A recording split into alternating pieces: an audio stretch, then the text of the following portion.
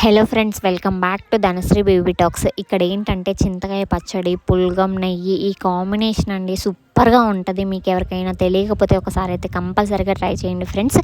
మేమైతే 10th క్లాస్లో ఉన్నప్పుడు మా స్కూల్లో ఇలాగే పెట్టేవాళ్ళండి. పులగం, చింతకాయ పచ్చడి, నెయ్యి అది పొద్దున్నే పెట్టేవాళ్ళు టిఫిన్ ప్లేస్లో. ఆ రోజు మాత్రం హాస్టల్లో ఉన్నా కానీ తృప్తిగా తినేవాళ్ళమండి కడుపు నిండా. సో మేమైతే ఇక్కడ ఇలా చింతకాయ పచ్చడి, పులగం, నెయ్యి అయితే చేసేసామన్నమాట. ఈ పులగం కూడా అండి అలసంద బ్యాళ్ళతో చేస్తారు, పెసర బ్యాళ్ళతో చేస్తారు. పెసర బ్యాళ్ళు అంటే పెసలు ఉంటాయి కదండి, పొట్టు పెసలు.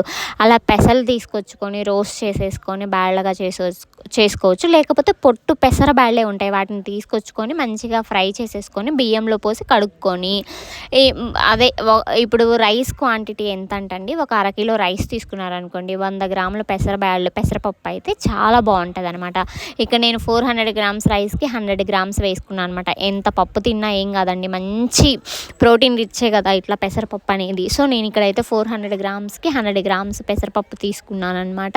ఇంకా బియ్యం కడుక్కొని నానబెట్టుకున్న తర్వాత కొంచెం అన్నం పొంగొచ్చిన తర్వాత కొంచెం అయితే ఉప్పు వేసుకోండి, పులగంలో చాలా బాగుంటుంది. ఇంకా చింతకాయ పచ్చడి ఫ్రెండ్స్, దోసెత్తులు వేసి చింతకాయ పచ్చడి నూరుతున్నాం అనమాట.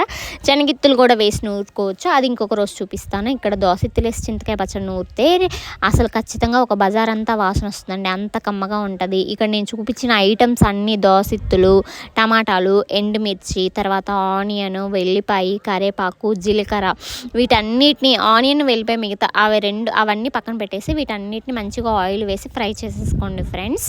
ఇంకా ఒకదాని తర్వాత ఒకటి వేసేసుకొని దోసెత్తులు వేసి చింతకాయ పచ్చడి నూరుతుంటేనే కమ్మగా ఉంటుంది అనమాట.